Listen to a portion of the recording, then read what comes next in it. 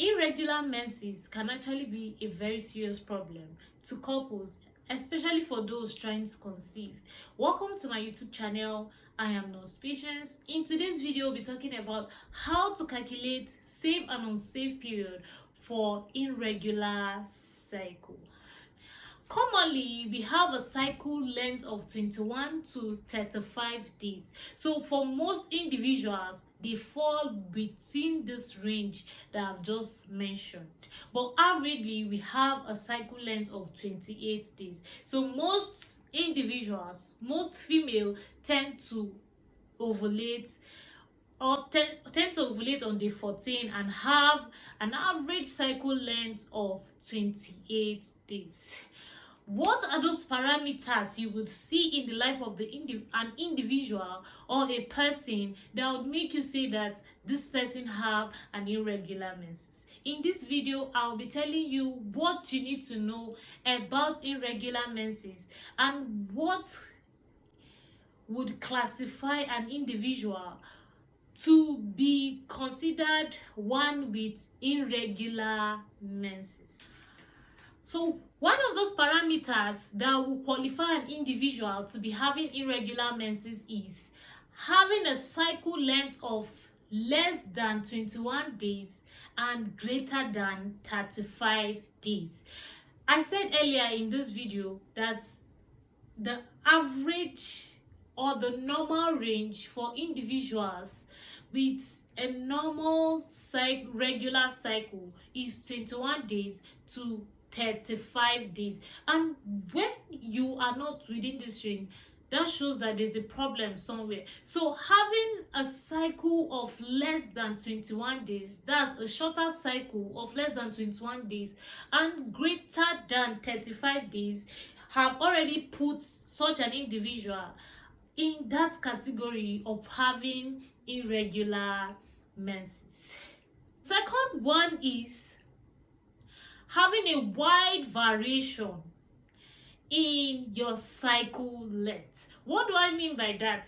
Let's say I ovulated, or my last period, the cycle length was for 25 days, then the next one will be for 28 days, then the next will be for 30, the next will be 35, the next will be 33, the next will be 26, and this random fluctuation in your cycle length.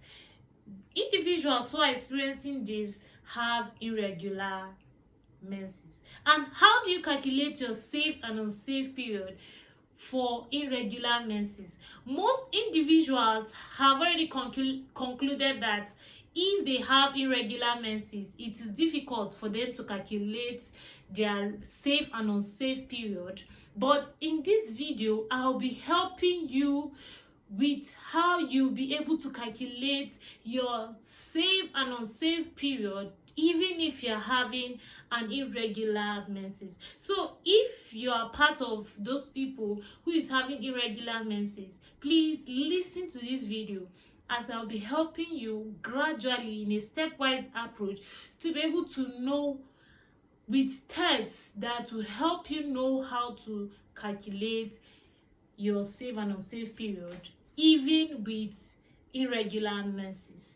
One of the major tips you need to know to calculate your safe and unsafe period if you have irregular menses is knowing your menstrual cycle and also your ovulation date. This is very, very important. If you can do this, your problem is halfway solved. That's solve the remaining 50. You can leave that to me as I'll be helping you do that.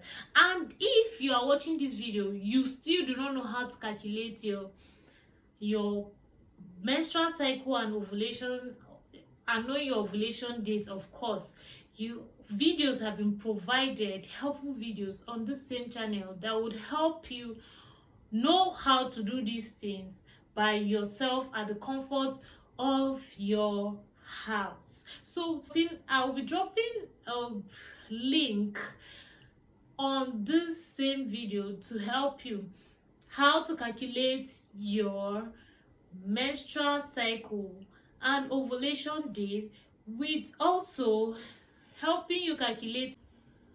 To buttress a little on this first point of knowing how to calculate your menstrual cycle, menstrual cycle should be taken from the first day you start seeing the blood. That's the bleeding.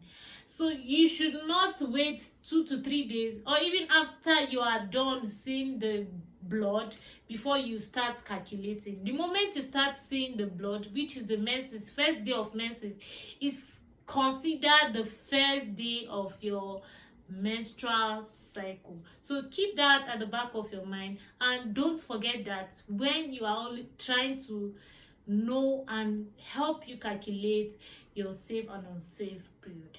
Individuals with a normal cycle tend to have a period length of 25, 21, 26, 30, 29, and so on up to day 35.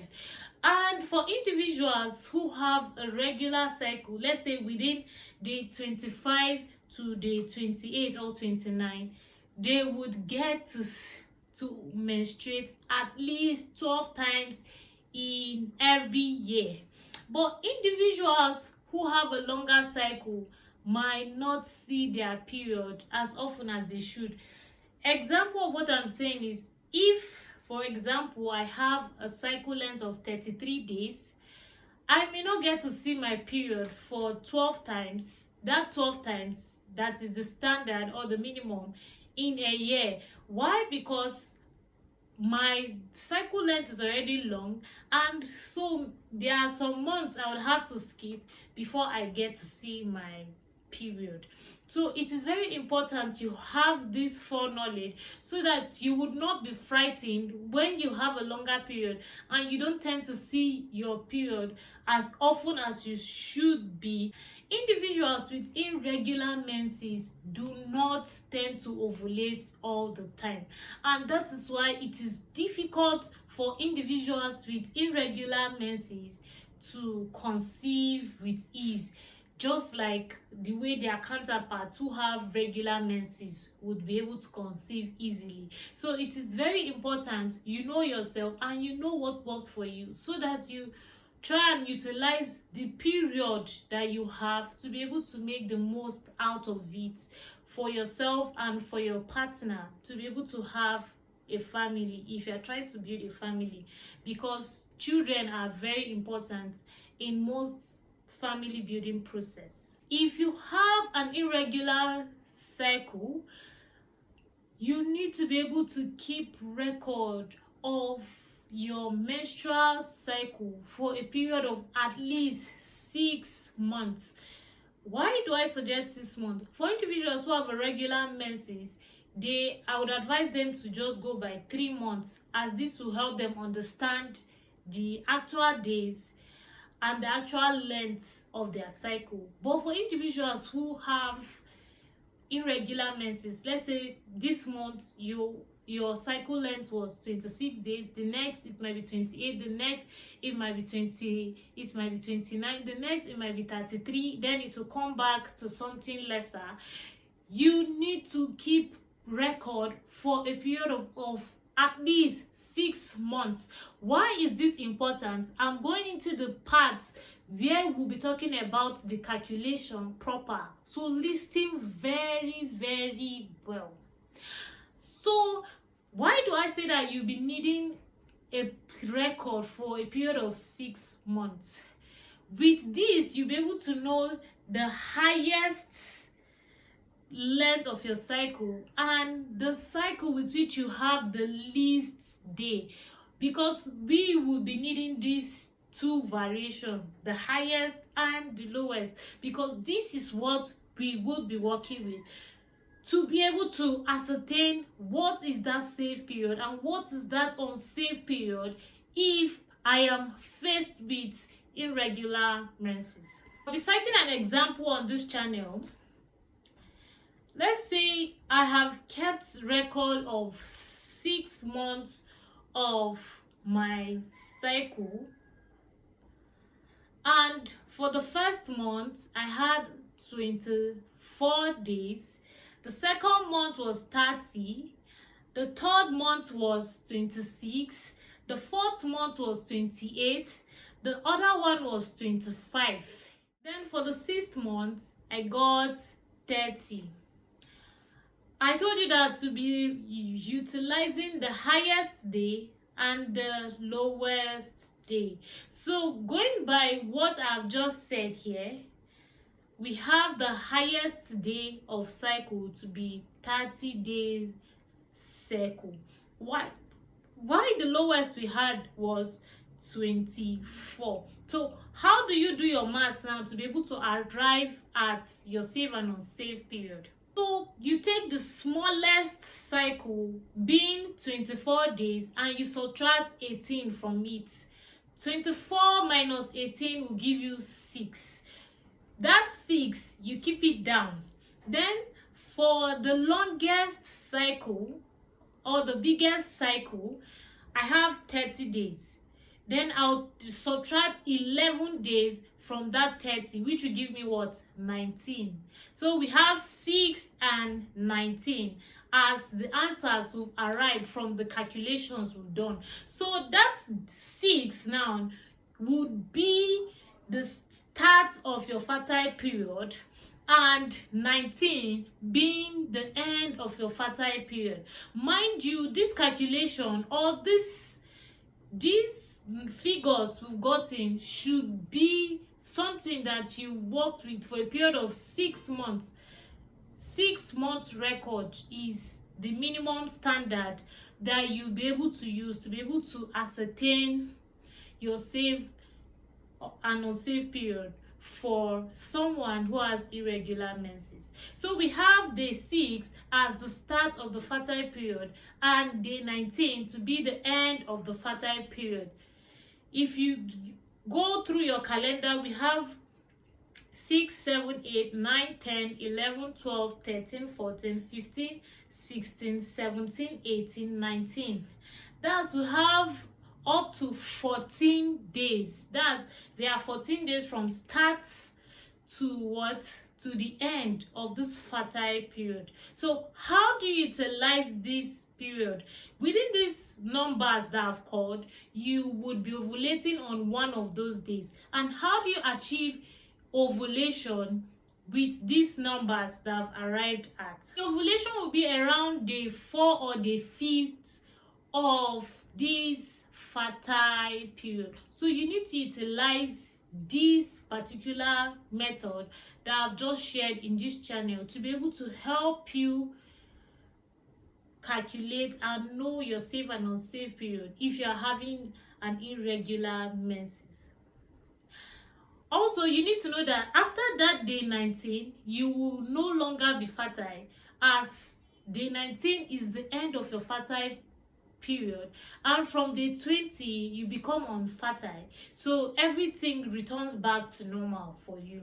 I won't be doing you good if after talking about how to calculate your safe and unsafe period for irregular menses, if I do not incorporate what are those common causes of irregular menses. We have hormonal imbalance.